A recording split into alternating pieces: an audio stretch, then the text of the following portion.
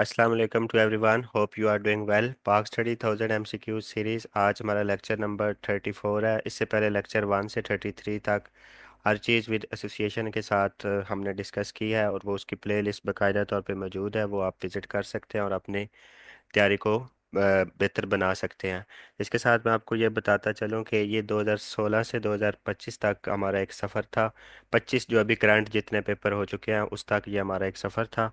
तो हम हमारा ये आज का जो लेक्चर है, ये पाक स्टडी के हवाले से अगर हम देखें तो ये हमारा लास्ट लेक्चर है। ठीक है, और इसके अलावा हमने आपके लिए ये कोशिश करनी है कि कुछ लेक्चर मज़ीद सेपरेट से ज्योग्राफी के आपको दे दें, ताकि आपके लिए मज़ीद आसानी पैदा हो जाए। बाकी ये सारा काम आप स्टूडेंट्स के लिए ही है, और इसका बस यही है कि बस आप लोगों ने हमारे लिए दुआ करनी है। और अगर ये जो बच्चा, ये जो भी एस्पायरेंट है, वो अच्छे तरीके से इस चीज़ को कर लेगा, कोई भी सीरीज़ है, बेशक हमने इससे पहले साइंस की है, अभी ये पाक स्टडी की कर रहे हैं, इसके बाद जियोग्राफी और जनरल नॉलेज की जो सीरीज़ है, ओवरऑल जियोग्राफी जो वर्ल्ड जियोग्राफी है, इंक्लूडिंग पाकिस्तान जियोग्राफी, वो हम करेंगे। तो आप सीरीज़ जब ये प्रॉपर सारी सीरीज़ देख लेंगे तो आपको मेरे ख्याल में जो आप ये एकेडमीज़ के पेड लेक्चर लेते हैं उनसे भी आपके जान छूट जाएगी, और आपकी ज़्यादा बेहतर तैयारी होगी और टू द पॉइंट तैयारी होगी। ये नहीं है कि चीज़ें इधर उधर नहीं होगी, बल्कि टू द पॉइंट तैयारी होगी। तो लास्ट पे आपसे सब से यही रिक्वेस्ट है कि वीडियो को लाइक शेयर और चैनल को सब्सक्राइब लाजमी किया करें।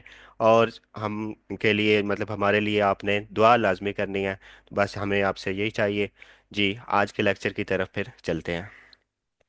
जी, आज का हमारा फर्स्ट लेक्चर क्वेश्चन है कि how many prisoners were released by Bangladesh in 1974 after tripartite agreement. तो 1974 में जो पार्टी जो एग्रीमेंट होता है, उसमें कितने प्रिजनर जो है वो बांग्लादेश रिलीज करता है। तो वो 195 प्रिजनर जो है वो रिलीज होते हैं उसमें। और ये जो एग्रीमेंट जो दिल्ली एग्रीमेंट के नाम से होता है, ये जो 28 ऑफ अगस्त 1973 को ये एग्रीमेंट होता है। और अगर हम इस एग्रीमेंट के जो साइन देखते हैं, तो बांग्लादेश की तरफ से इस एग्रीमेंट पे कौन साइन करता है, तो ये उस वक्त के दी देन उनके फॉरेन मिनिस्टर डॉक्टर कमाल हुसैन जो हैं वो बांग्लादेश की तरफ से साइन करते हैं। पाक और इंडिया की तरफ से अगर हम देखें तो सरदार सवारन सिंह जो हैं वो साइन करते हैं इंडिया की तरफ से। तो इसी तरह अगर हम देखें पाकिस्तान की तरफ से, तो अजीज अहमद इस एग्रीमेंट पे पाकिस्तान की तरफ से साइन करते हैं। ठीक है, तो ये इस तरह ये एग्रीमेंट होता है। और जो प्रिजनर्स टोटल रिलीज होते हैं वो 195 जो है वो प्रिजनर इसमें रिलीज किया जाते हैं बांग्लादेश की तरफ से। जी, नेक्स्ट हमारा क्वेश्चन है कि who was the first captain of the Pakistan cricket team. तो अब्दुल हफीज़ करदार जो हैं वो first captain of Pakistan cricket team के थे। और जो टेस्ट स्टेटस एक्वायर्ड होता है, ये फर्स्ट टेस्ट कैप्टन मतलब थे उस वक्त।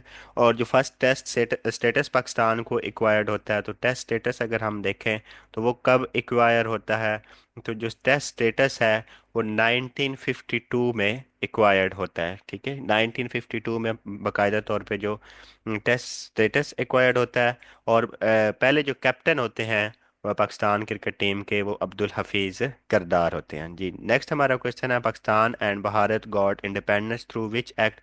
तो पाकिस्तान और भारत ने जो इंडिपेंडेंस हासिल की, वो इंडियन इंडिपेंडेंस एक्ट 1947 के थ्रू जो है पाकिस्तान और भारत ने इंडिपेंडेंस हासिल की। ठीक है, इंडियन इंडिपेंडेंस एक्ट 1947 के थ्रू। ठीक है, और इसके बाद फिर जो लास्ट वायसराय थे वो लॉर्ड माउंटबेटन थे, और जो first governor general of India थे वो भी लॉर्ड माउंटबेटन थे। ठीक है, फिर पाकिस्तान और इंडिया मतलब दो रियासतें बन जाती हैं, एक इंडिया और दो कंट्रीज बन जाती हैं। तो फिर जो लास्ट थे वो कौन थे, तो वो लॉर्ड माउंटबेटन जो थे वो लास्ट वायसराय रह चुके हैं और first governor general of India रह चुके हैं। जी, नेक्स्ट हमारा क्वेश्चन है who inaugurated the Lahore Islamabad motorway. तो नवाज शरीफ साहब ने ये जी इनागुरेशन इसकी की। जो लाहौर से इस्लामाबाद मोटरवे है, उस मोटरवे को M2 के नाम से जाना जाता है, M2 मोटरवे है। और ये 26 ऑफ नवंबर 1997 में 26 नवंबर 1997 में इसकी इनागोरेशन होती है। इसकी लेंथ अगर हम देखें तो 375 किलोमीटर है, Lahore to Islamabad motorway. Total जो पाकिस्तान की मोटरवेज हैं अगर हम वो देखें तो वो 16 है, जिनमें से अभी तक आज के दिन तक जो ऑपरेशनल हैं, बाकी पे अभी वर्किंग जारी है, जो ऑपरेशनल हो चुकी हैं वो 11 मोटरवे जो है वो ऑपरेशनल है। ठीक है, तो ये चीज़ें आपको इसके हवाले से पता होनी चाहिए जी।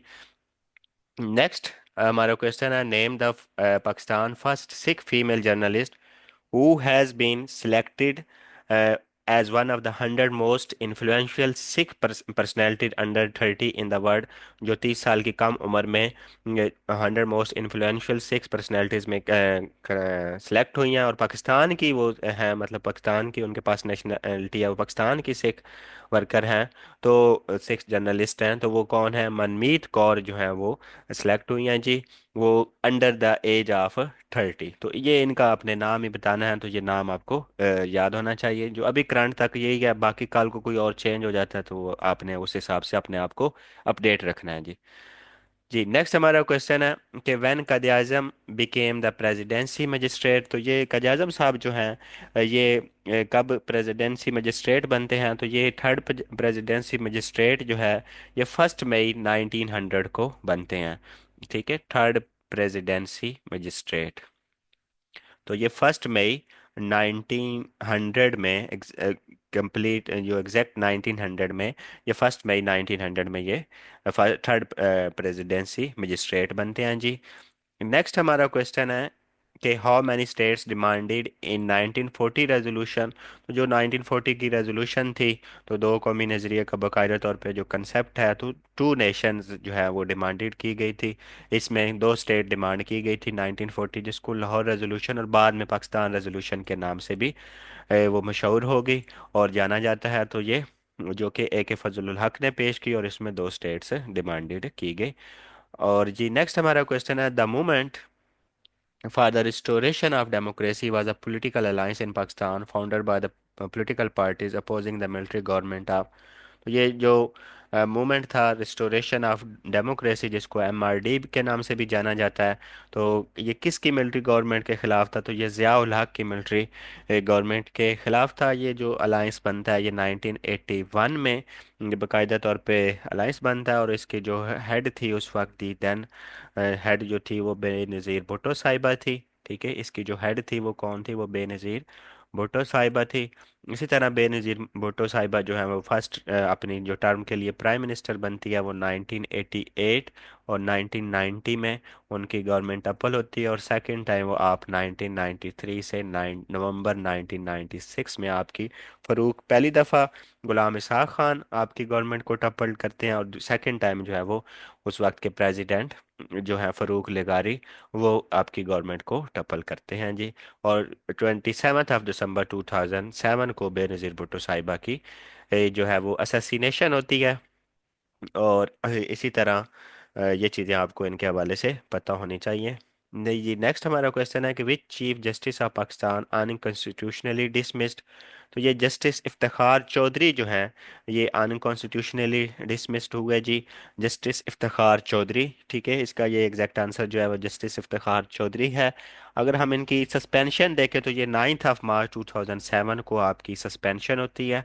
9 मार्च 2007 को आपकी सस्पेंशन होती है, और जो रिस्टोरेशन होती है आपकी वो 20 जुलाई 2007 को होती है। ठीक है, 20 जुलाई 2007 को आपकी रिस्टोरेशन होती है, और जो आपकी मतलब सस्पेंशन है वो अनकॉन्स्टिट्यूशनली, वो फिर वकला की तारीख स्टार्ट होती है, और फिर 20 जुलाई 2007 को आपकी रिस्टोरेशन हो जाती है। आपसे जो उस वक्त के प्रेसिडेंट होते हैं मुशर्रफ साहब, वो आपसे मतलब बाय फोर्स ही कह सकते हैं आप कि वो रिज़ाइन लेने की कोशिश करते हैं, डिसमिस करने की कोशिश करते हैं, लेकिन वो इनकार करते हैं तो आपको फिर अनकॉन्स्टिट्यूशनली डिसमिस कर दिया जाता है जी। नेक्स्ट हमारा क्वेश्चन है कि first women university in Pakistan was established इन।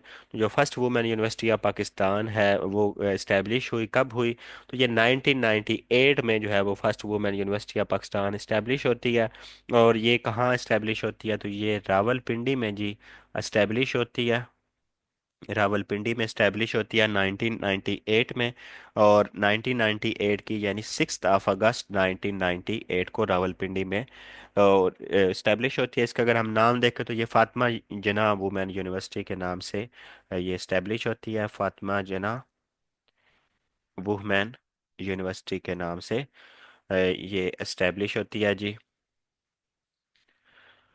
ठीक है, और इसी तरह ये रावलपिंडी में इस्टेब्लिश होती है। और कब इस्टेब्लिश होती है तो ये 6 अगस्त 1998 को इस्टेब्लिश होती है जी। नेक्स्ट हमारा क्वेश्चन है, which Pakistani prime minister also president Pakistan hockey federation. कि वो पाकिस्तान के कौन से प्राइम मिनिस्टर थे जो हॉकी फेडरेशन के प्रेसिडेंट भी रहे। तो मीर ज़फ़र उल्लाह खान जमाली साहब जो थे वो पाकिस्तान के प्राइम मिनिस्टर के तौर पे और प्रेसिडेंट जो हॉकी फेडरेशन है उसके तौर पे भी वो रहे। आपने जो सर्व किया एज अ 15th PM आपने सर्व किया, 15वें प्राइम मिनिस्टर के तौर पे आपने सर्व किया। और आप जो हैं 2002 से 2004 तक, ठीक है, 2002 से 2004 तक आप प्राइम मिनिस्टर रहते हैं। और इसी तरह 15th PM के तौर पे आप सर्व करते हैं। और आपके बाद फिर चौधरी जो शुजात हुसैन है वो प्राइम मिनिस्टर बनते हैं। वो थोड़े टाइम के लिए बनते हैं और फिर मुशर्रफ के दौर में जो अजीज साहब हैं वो फिर प्राइम मिनिस्टर के चार्ज संभालते हैं जी। नेक्स्ट हमारा क्वेश्चन है कि Kerry Lugar bill authorise non military aid to Pakistan for a period of. तो जो कैरी लूगर बिल था उसने अथराइज किया नॉन मिलिट्री एड पाकिस्तान कितने टाइम के लिए। ये 2010 से 2014 तक ये कैरी लूगर बिल जो है वो अथराइज करता है। और इसमें जो है ना, अगर हम देखें ये पास कब होता है कैरी लूगर बिल, तो ये 2009 में ये पास होता है। और ये 2010 से 2014 ये जो 5 साल टोटल बनते हैं, ठीक है, तो इसके लिए ये मिलिट्री नॉन मिलिट्री एड हो पाकिस्तान को दी जाती है।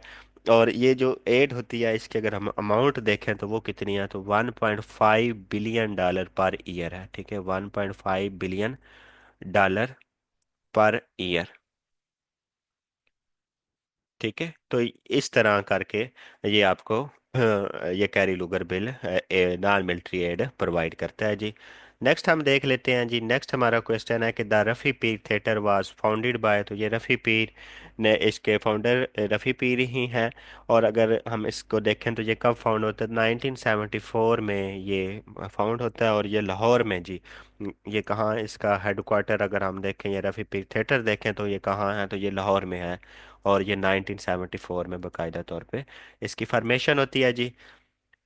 नेक्स्ट हम चलते हैं कि Indus valley civilisation mainly consist of areas in which regions. तो मोहनजोदड़ो एंड हड़प्पा जो है वो इंडस वैली सिविलाइजेशन के एरियाज हैं। अगर हम देखें कि मोहनजोदड़ो कब डिस्कवर होता है तो ये 1922 में। और इसी तरह 1921 में जो है वो हड़प्पा की डिस्कवरी होती है ओवरऑल।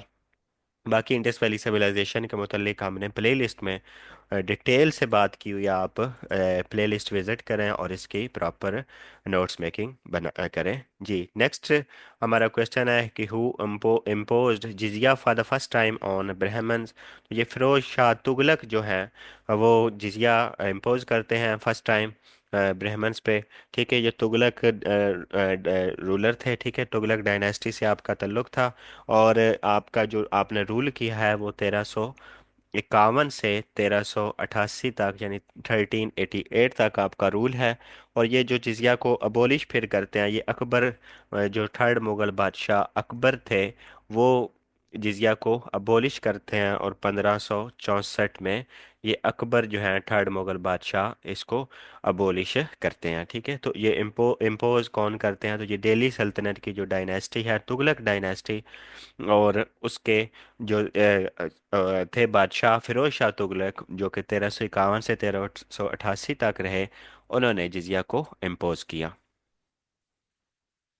जी। नेक्स्ट हमारा क्वेश्चन है, the USA listed which two countries for the child soldier protection act. तो पाकिस्तान एंड टर्की को यूएसए ने लिस्ट किया चाइल्ड सोल्जर प्रोटेक्शन एक्ट के लिए। ठीक है, और ये जुलाई 2021 में ये बाकायदा तौर पर इसकी लिस्टिंग होती है। जुलाई 2021 में इसकी लिस्टिंग जी करते हैं। और दो कंट्री जो हैं वो पाकिस्तान एंड टर्की। ठीक है, जुलाई 2021 में। नेक्स्ट ही हमारा क्वेश्चन है कि इन 1900 Mohsin Mulk started which Urdu organisation for its defence. तो जो इसके डिफेंस के लिए यानी Urdu as a lingua franca के लिए जो ये ऑर्गेनाइजेशन बनती है वो कौन सी है, तो ये उर्दू डिफेंस एसोसिएशन के नाम से जानी जाती है।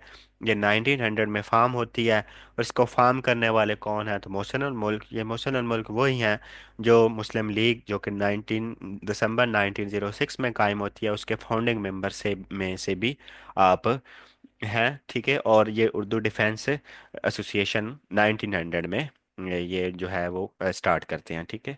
नेक्स्ट ये हमारा क्वेश्चन है, Quaid e Azam trophy is associated with which sport. तो कजाजम ट्रॉफी अगर हम देखें तो ये इसमें आपने ये बताना है कि कजाजम ट्रॉफी किस स्पोर्ट के रिलेटेड है। ये क्रिकेट से रिलेटेड है जी। कजाजम ट्रॉफी किस स्पोर्ट के रिलेटेड है, तो आप इसमें इजली बता सकते हैं कि ये क्रिकेट के रिलेटेड है। नेक्स्ट हमारा क्वेश्चन है कि टू विच फैमिली डिड भाई परमानंद बिलोंग। तो ये जी आर्य समाज से बिलोंग करते हैं जी, भाई परमानंद। और इसका अगर हम देखें तो आर्य समाज जो है वो कब फॉर्म होती है, तो ये 10 अप्रैल 1875 को। ठीक है, 10 अप्रैल 1875 को आर्य समाज की फॉर्मेशन होती है। और इसके जो फाउंडर हैं वो दयानंद सरस्वती हैं। ठीक है, इसके जो फाउंडर हैं वो कौन है आर्य समाज के फाउंडर, तो वो दयानंद सरस्वती हैं। ठीक है। और इसके अलावा अगर हम देखें जी, इसके अलावा हम देखें तो ब्रह्मो समाज जो कि ये दो हिंदुओं के फेमस समाज हैं, तो ब्रह्मो समाज जो है वो कब बनता है, तो वो ब्रह्मो समाज 1828 में कायम होता है ब्रह्मो समाज। और ब्रह्मो समाज के जो फाउंडर हैं वो राजा राम मोहन राय हैं। ठीक है, राजा राम हैं मोहन राय।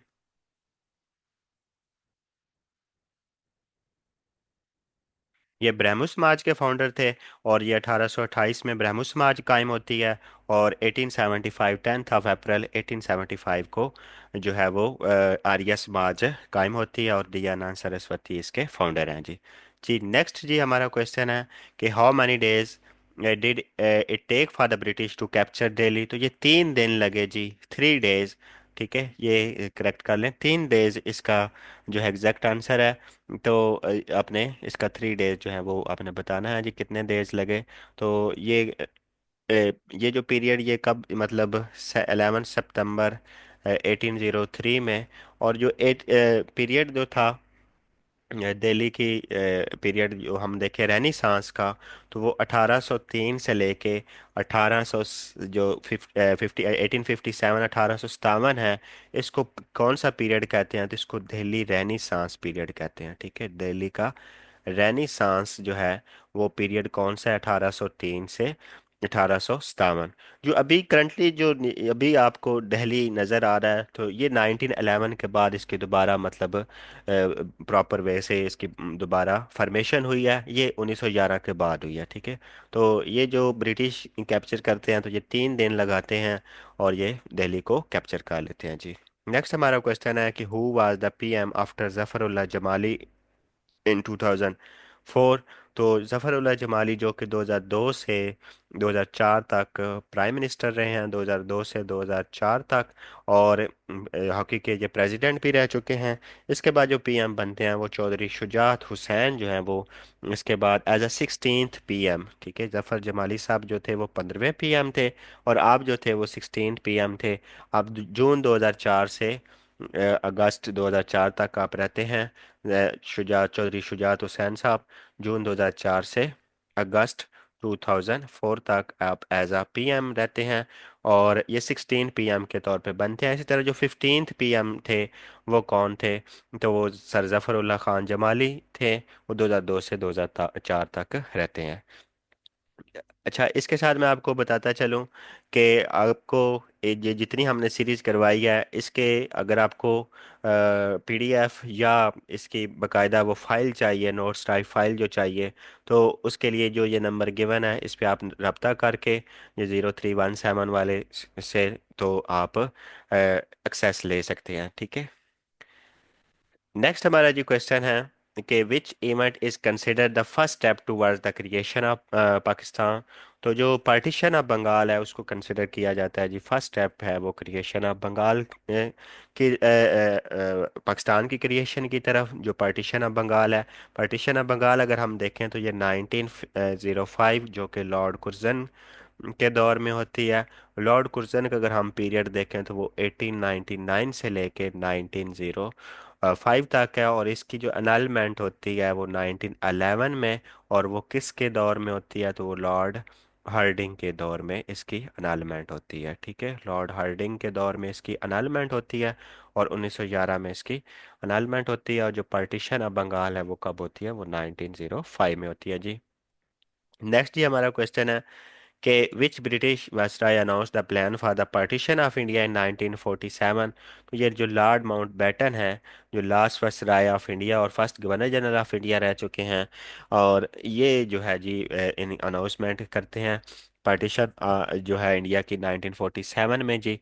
आप जो वायसराय रहे हैं वो 21 फेब 1947 में आप वायसराय बनते हैं, और 15 अगस्त 1947 तक आप इंडिया के वायसराय रहते हैं। इसके अलावा हम देखें तो जो उस वक्त पीएम थे इंडिया के वो कौन थे, वो क्लेमेंट एटली थे। उस वक्त इंडिया के मतलब ब्रिटिश के पीएम जो थे वो कौन थे, वो क्लेमेंट एटली थे। और जो मोनार्क थी वो कौन सी चल रही थी, तो जॉर्ज सिक्स जो है वो मोनार्क चल रही थी। ठीक है, जो मोनार्क जो बादशाह चल रही थी वो कौन थे, तो वो George six as a monarch रहते हैं। आपकी असैसिनेशन कब होती है लॉर्ड माउंटबेटन की, तो आपकी जो असैसिनेशन होती है वो 1979 में आपकी असैसिनेशन होती है, और आप लास्ट वायसराय थे। और लॉर्ड वेवल आपसे पहले थे, जो कि 1943 से 1947 तक वायसराय रहते हैं। ठीक है, और लाल ललितगो जो है वो इससे भी पहले थे। ठीक है, वो 1936 से 1943 मतलब लॉर्ड वेवल से पहले तक रहते हैं। इसी तरह अगर हम देखें लॉर्ड कुर्जन का, तो ये 1899 से 1905 तक जी वायसराय रहते हैं जी। ये थे इस तरह। नेक्स्ट हम देख लेते हैं, नेक्स्ट हमारा क्या क्वेश्चन है। नेक्स्ट हमारा क्वेश्चन है कि what was the seventh prime minister of Pakistan. तो जो पाकिस्तान के सेवन्थ प्राइम मिनिस्टर थे वो कौन थे, तो वो फिरोज़ खान नून थे पाकिस्तान के सेवन्थ प्राइम मिनिस्टर। इसी तरह ये चौधरी मोहम्मद अली जो थे वो पाकिस्तान के फोर्थ प्राइम मिनिस्टर के तौर पे आपने सर्व किया, चौधरी मोहम्मद अली ने। हुसैन शहीद सोहरवर्दी साहब जो थे, ये आप पाकिस्तान के फिफ्थ प्राइम मिनिस्टर के तौर पे आपने सर्व किया। और फिरोज खान नून से पहले इब्राहिम इस्माइल चंद्रीगढ़ जो है उन्होंने सिक्स्थ प्राइम मिनिस्टर के तौर पे सर्व किया है जी। ये आप सिक्स्थ रहे हैं। और जो नूरुल अमीन है वो एट प्राइम मिनिस्टर के तौर पे सर्व करते हैं। इसी तरह अगर हम देखें तो जो जुल्फ़िकार अली भुट्टो साहब थे वो उन्होंने नाइन्थ प्राइम मिनिस्टर के तौर पे सर्व किया है, और गुलाम इसहाक खान ने टेंथ के तौर पे, और उसके बाद बेनज़ीर भुट्टो साहिबा आ जाती हैं। तो इस तरह ये एक पूरा क्राइटेरिया। अभी जो हमारे करंट प्राइम मिनिस्टर हैं वो शहबाज शरीफ हैं, वो as a 24th prime minister के तौर पे सर्व कर रहे हैं, और as a 23rd prime minister भी आप शहबाज शरीफ ही रह चुके हैं। और 22nd प्राइम मिनिस्टर जो थे वो प्राइम मिनिस्टर इमरान खान साहब थे। 2018 से 2022 तक उनका टेन्योर है ओवरऑल जी। नेक्स्ट हमारा क्वेश्चन है कि when India stop waters of Pakistan. तो ये 1 अप्रैल 1948 में इंडिया जो है वो पाकिस्तान का जो है वाटर वो स्टॉप करता है जी।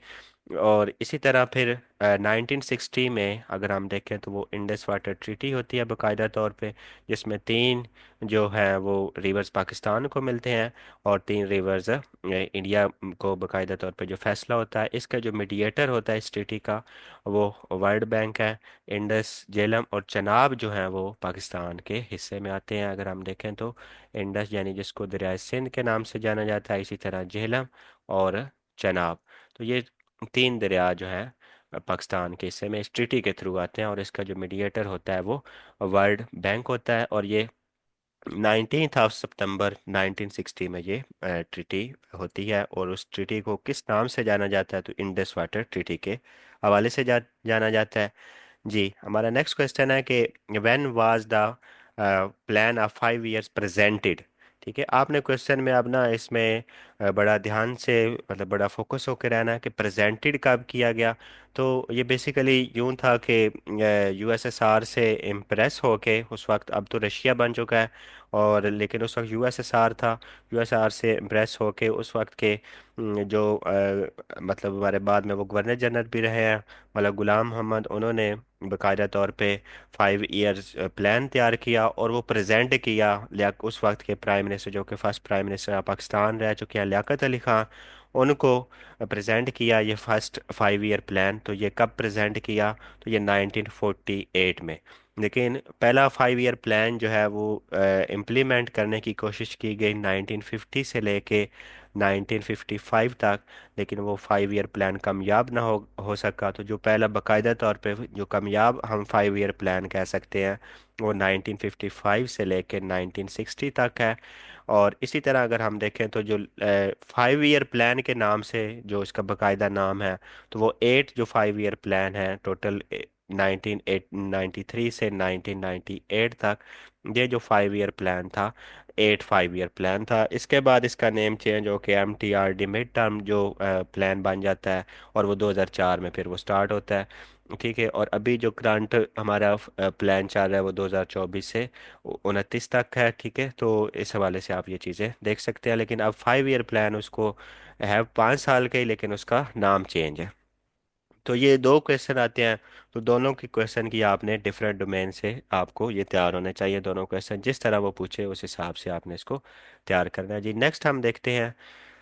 नेक्स्ट हमारा क्वेश्चन है कि in which year Pakistan fund was established. तो जो पाकिस्तान का फंड था वो किस साल इस्टेब्लिश होता है? तो ये 1947 में पाकिस्तान का फंड जो है वो इस्टेब्लिश होता है। और इस फंड को जो इस्टेब्लिश करने वाले हैं वो कौन है? तो वो काजी आज़म साहब जो थे वो इस फंड को इस्टेब्लिश करने वाले थे। इसी तरह अगर हम देखें तो जो काजी आज़म फंड है बाकायदा तौर पे, वो कब रिलीज़ होता है? तो कायद आज़म फंड वो इसके एक साल बाद 1948 में, मतलब कायद आज़म फंड के नाम से। और जो पाकिस्तान फंड है उसके भी जो फाउंडर समझ लें या रिलीज़ करने वाले थे जो, वो कायद आज़म साहब ही थे, और वो 1947 में रिलीज़ होता है जी। नेक्स्ट हम देखते हैं। नेक्स्ट हमारा क्वेश्चन है कि Subedar Abdul Khaliq was famous for his achievements in. तो ये एथलीट्स थे, बड़े अच्छे किस्म के आप जो थे वो एथलीट्स थे। आपको फ्लाइंग बर्ड ऑफ एशिया के नाम से भी याद रखा जाता है, जाना जाता है जी, फ्लाइंग बर्ड ऑफ एशिया। आपसे ये क्वेश्चन भी आ जाता है कि who remained as a flying bird of Asia, तो वो सूबेदार अब्दुल खालिक साहब ही हैं। आपका अगर हम ओवरऑल पीरियड देखें तो वो 1933 से लेके और 1988 में आपकी जो है वो डेथ होती है। आपने जो ओवरऑल जो अगर हम देखें तो गोल्ड मेडल जो वन किए हैं इस पीरियड के दौरान में, तो वो 36 जो है वो आपने गोल्ड मेडल्स वन किए हैं आपके इस पीरियड के दौरान। और जो आप फेमस अचीवमेंट्स आपकी ये किस में हैं? तो ये आप एक अच्छे एथलीट रह चुके हैं जी। जी, नेक्स्ट हमारा क्वेश्चन है कि whom did Lord Mountbatten replace in 1947 as viceroy of India. तो आपसे पहले जो वायसराय थे वो लॉर्ड वेवल थे।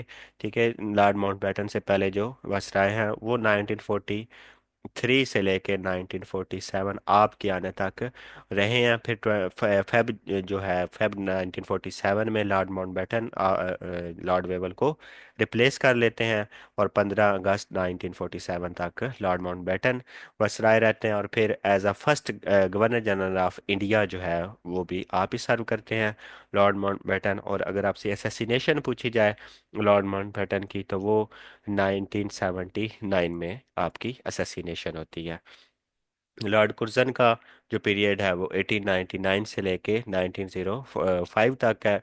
लॉर्ड कुर्जन की इम्पोर्टेंस इस हवाले से भी ज़्यादा है कि आपके ही दौर में, और आपने ही पार्टीशन ऑफ बंगाल जो कि 1905 में हुई, वो आपने ही की जी। नेक्स्ट हमारा क्वेश्चन है कि which major event in 1971 led to the independence of Bangladesh. तो ये जो लाइब्रेशन वार थी, ये मतलब बांग्लादेश जो है वो पाकिस्तान से अलग हो जाता है। उस वक्त तो पाकिस्तान का पार्ट था, मतलब पाकिस्तान ही था, और फिर वो बाद में क्या बन जाता है? बांग्लादेश। बांग्लादेश का अगर हम कैपिटल देखें तो वो ढाका है जी। बांग्लादेश जब बनता है तो उसका जो कैपिटल बनता है वो ढाका है। इसी तरह ऑपरेशन जो सर्च लाइट है आर्मी ने इसमें मतलब किया ओवरऑल, अगर हम देखें तो जो ऑपरेशन सर्च लाइट है वो पाकिस्तान आर्मी की तरफ से किया गया ऑपरेशन सर्च लाइट। जो वो नेशनल मूवमेंट थी उसको सप्रेस करने के लिए जो ऑपरेशन किया गया वो कौन सा था? ऑपरेशन सर्च लाइट बाय पाक आर्मी। ठीक है, तो ये चीज़ें जी आपको इसके हवाले से पता होनी चाहिए। बाकी शिमला एग्रीमेंट जो होता है वो 1972 में होता है। अगर हम ताशकंद एग्रीमेंट देखें तो वो 1966 में होता है, ताशकंद में, जो कि रशिया में है, मौजूदा रशिया में है। और इसी तरह इंडस वाटर ट्रीटी के बारे में हम ऑलरेडी डिटेल डिस्कस कर चुके हैं। वैसे ये 9 सितंबर 1960 में ये इंडस वाटर ट्रीटी होती है जी। जी ये थी आज की हमारी वीडियो, और होप सो आप लोगों ने एंजॉय किया होगा वीडियो को, और प्रॉपर आपकी प्रिपरेशन हो रही होगी इसकी मदद से। और ये जी पाक स्टडी की आज हमारी लास्ट वीडियो थी। और इससे पहले ये हमारा 34 लेक्चर है, 33 लेक्चर विद एसोसिएशन के साथ, और ये लेक्चर भी एसोसिएशन के साथ हमने डिस्कस कर दिया आप लोगों के साथ। तो अब बस आप लोगों से यही है रिक्वेस्ट के बस आप हमारे लिए दुआएं करें और चैनल को लाइक शेयर और सब्सक्राइब करें। बाकी आपके बहुत ज़्यादा कमेंट्स जो थे वो पीडीएफ और नोट्स के हवाले से आते रहे हैं, तो वो ये जो गिवन नंबर है इस पर आप कांटेक्ट करें और अपने नोट्स या पीडीएफ की एक्सेस आप आसानी से इस नंबर पर कांटेक्ट करके ले सकते हैं जी। बस लास्ट पे यही रिक्वेस्ट है कि एक बहुत बहुत सारी दुआएं करें, और वीडियो को लाइक शेयर और चैनल को सब्सक्राइब करें, और मैक्सिमम इसको जितना हो सकता है उसको शेयर करें। आज के लिए इतना ही, इंशाल्लाह नेक्स्ट के साथ मिलते हैं। तो अल्लाह हाफिज़ फॉर टुडे।